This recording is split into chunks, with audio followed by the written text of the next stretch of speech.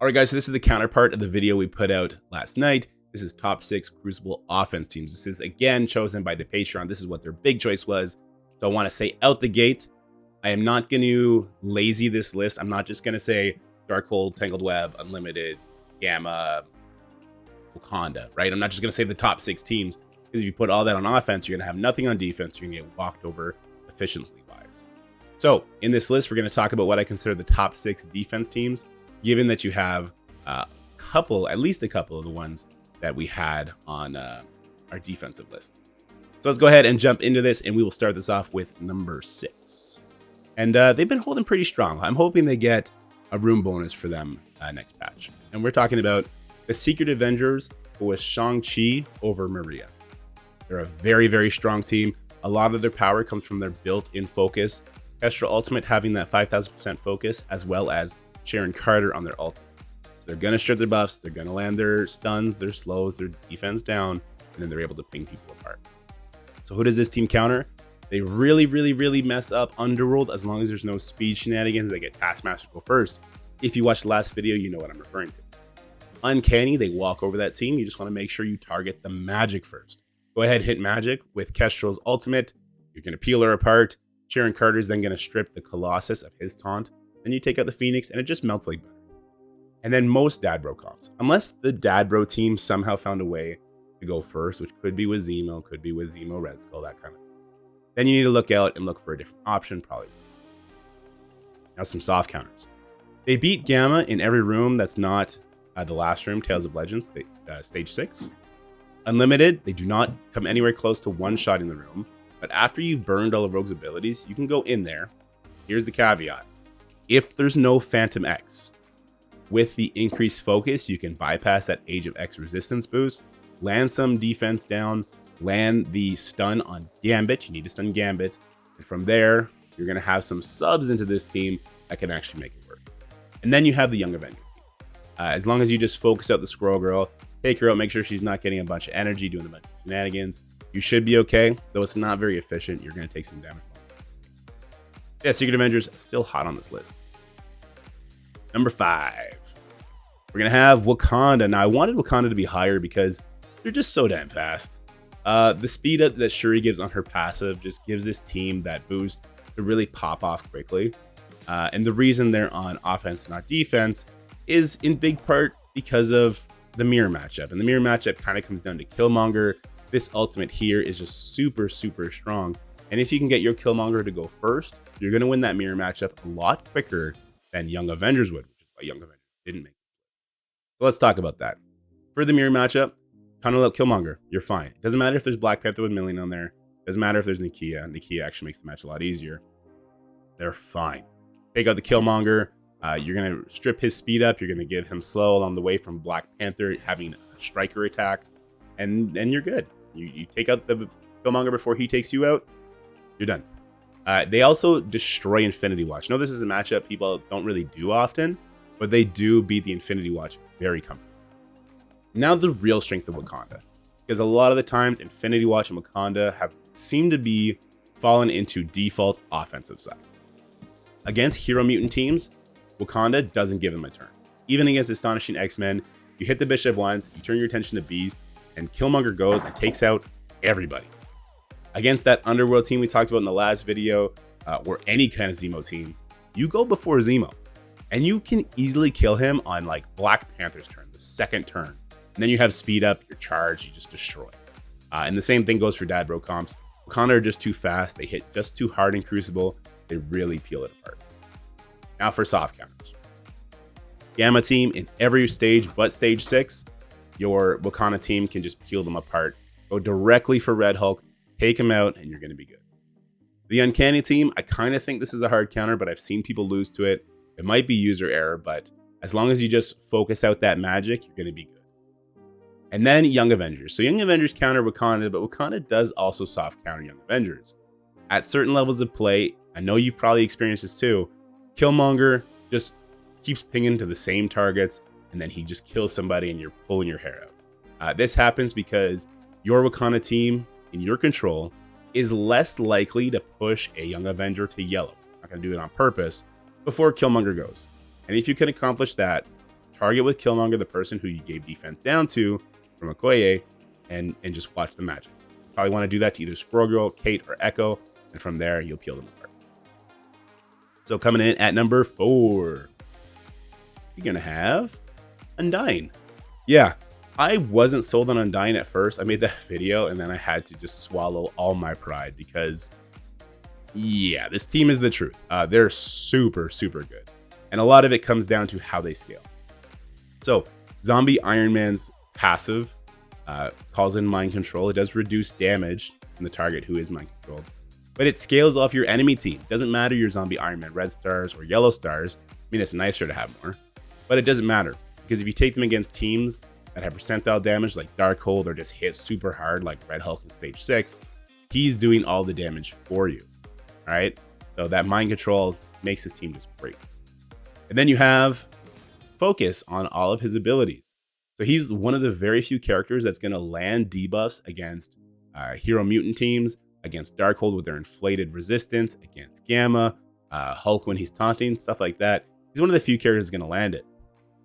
But this is just a power couple team. So who are we pairing with this team and who are we taking them up? Well, they're great with Dormammu for obvious reasons and Omega Red. I really like those two if I'm taking on the Red Hulk Darkhold team. And the reason for that is trauma.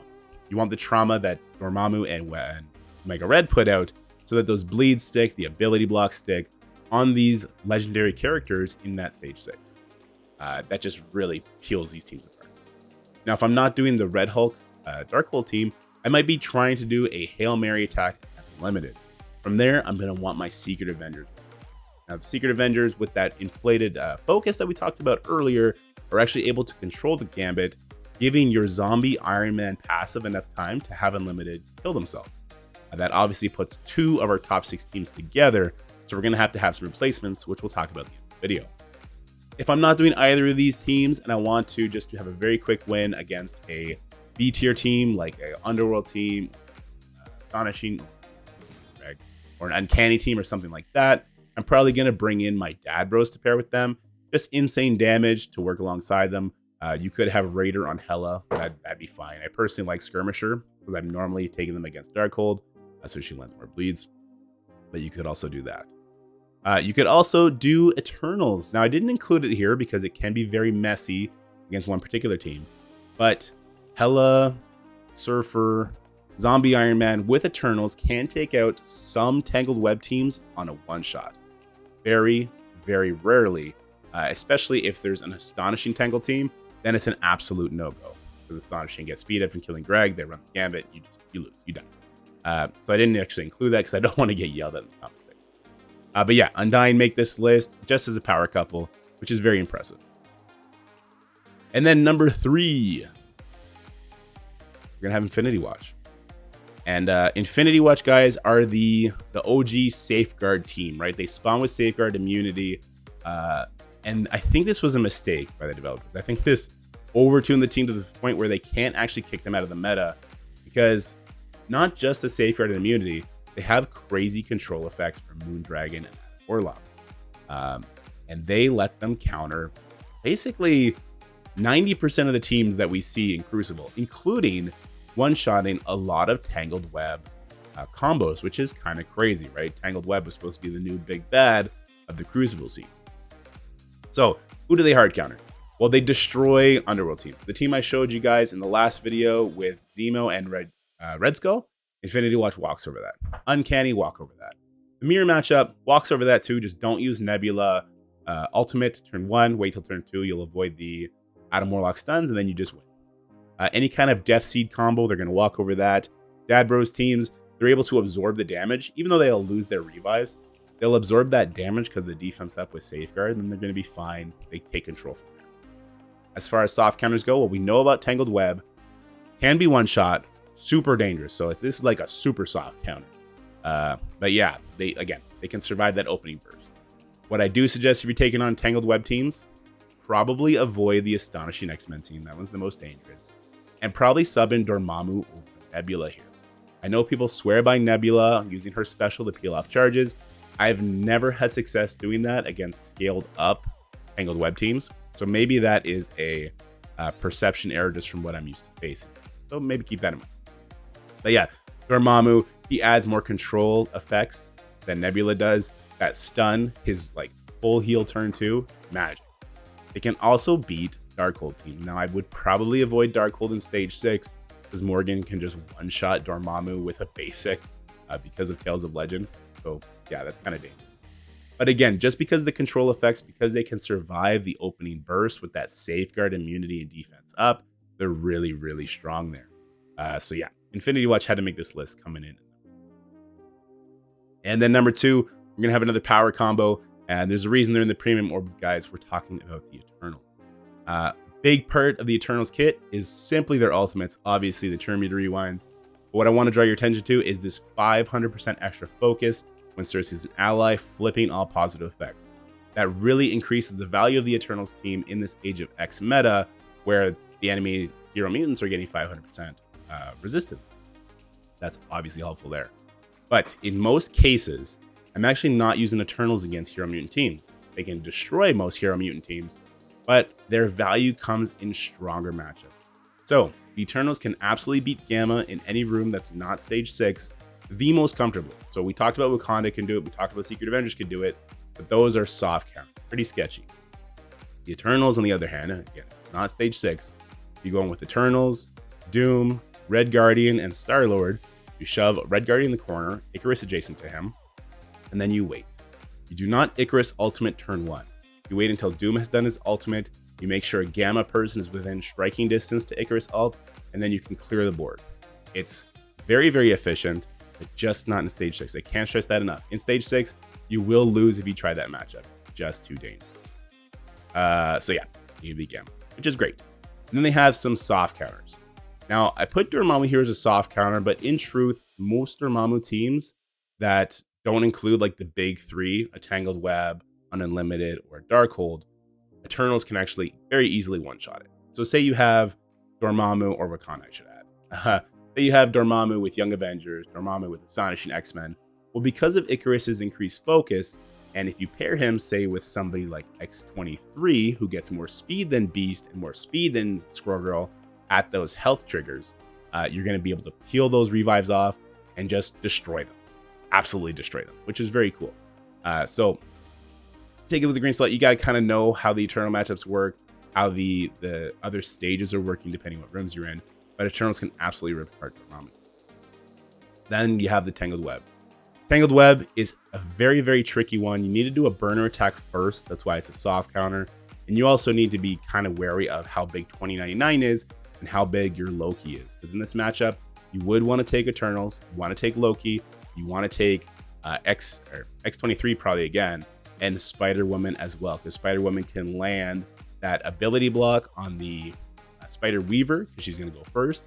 But she can also get defense down out there. If you have her as a striker and you're targeting a vulnerable target, she can get a defense down, which obviously helps Icarus get the first kill from his ultimate, and then he gets to use it again, which is very strong. But you need to be wary of the 2099 if he's super big, and if your Loki is super small, and there's Astonishing X-Men with the Tangled Web team, very dangerous.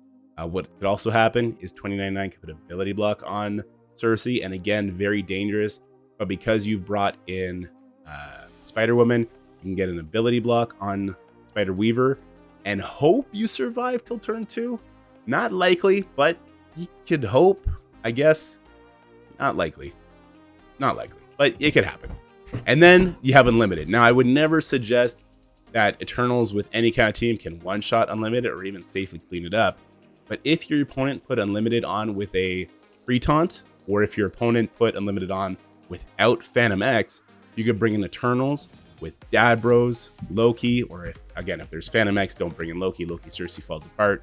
You can go in with Emma, and then you go first. You can take out that pre-taunt because Icarus is going to get the kills. Dad Bros is going to get a bunch of speed from Raider hits, and then they're just going to pop off. So they're good in that sense. It takes an army to take down Unlimited. Let's just put it that way. The number 2 team taking out just a portion of them is actually pretty impressive. And speaking of number 1, yeah, so we have Unlimited. Now, if you watched the last video, you know that Unlimited was number 1 there as well. I don't think that's a surprise with the Age of X rule and just how crazy their damage is. especially in that stage 4 where Gambit's getting offense up for his pings is very, very scary. But you need to make a choice. And it's going to depend on what type of player you are. So do you want your unlimited on offense or defense? In my opinion, there's 3 types of players. There's efficiency-based players who are going to kind of have the standard defense. They're just going to try and out-efficiency you. There's roadblock players who, it's a nice way to say turtle, like me, are basically going to try and have 4 teams that are going to pull your offense teams, your meta team. And then 2 teams that you can't one-shot reliably with unlimited, or at least 1 team that you can't one-shot reliably with. And that's hopefully going to make you not clear. And then if you have too much on offense and not enough on defense, I have an easier time and I might clear and you not. That's actually the strategy I've used to climb up to the top 20. And then you have the Mirror Master. Now, I understand the freedom of the Mirror Master having unlimited on offense. You don't have to worry if you see unlimited on defense as long as there's not a pre-taunt. If there's a pre-taunt, it's very, very difficult. It kind of becomes just a TCP measuring stick. But I don't like relying on being the Mirror Master. And I actually like fighting Mirror Master opponents because at the end of the day, if I'm forcing you to do a mirror matchup, it's probably on a very difficult team, like Unlimited, like Dark Hole. And although you can get through it because you're in control, I get the benefit of just having the defender's 10% stats. I also get the benefit of you having to take out trickier teams that take longer, costing you efficiency. So 2 out of these 3 teams, I think, has unlimited on defense, and that's why I'm going to do it. I got to blow my nose. I'll be right back. All right, guys, so for putting unlimited on defense, which I think a lot of people are going to end up doing, you need to have some backup plans. And also, if you're squishing together some of these teams to take on the crazy hybrids, you need some extras as well. So here comes our honorable mentions that very easily could have made this list. Young Avengers. Now, I do like Young Avengers on defense, but if you're in a very knowledgeable bracket, you know the players around you aren't going to make mistakes against the Young Avenger team. They're great on offense. What they're going to do is give you some relief in some other teams. Like they could take out an Uncanny, they could take out Astonishing, they could take out Wakanda, they could take out Infinity Watch. Well, if you use your Young Avengers to take out Infinity Watch or Wakanda, then your Wakanda and your Infinity Watch get to go flex somewhere else where they maybe have better value. The Young Avengers, very, very strong offensive as well. Then we have Dad Bros with Zemo. Very strong team. They'll take out pretty much every non-meta team super efficiently, similar to what Wakanda does, but those teams are few and far between. Where the power of the Dad Bros comes in my opinion, is that they're really helpful in maybe a second hit on Darkhold with Dormammu. They can, or the first hit rather, they can kill Dormammu and do a bunch of damage before they get taken out, but at the same time, they're going to pull all the way up to Morgan Special. So very powerful there. We have Doom and Omega. I like this team in stage 6 against Gamma. Just to give you the full team from left to right, it'd be Red Guardian, Emma, Omega Red, Doom, Star-Lord. There's some kind of altercations you can make to that.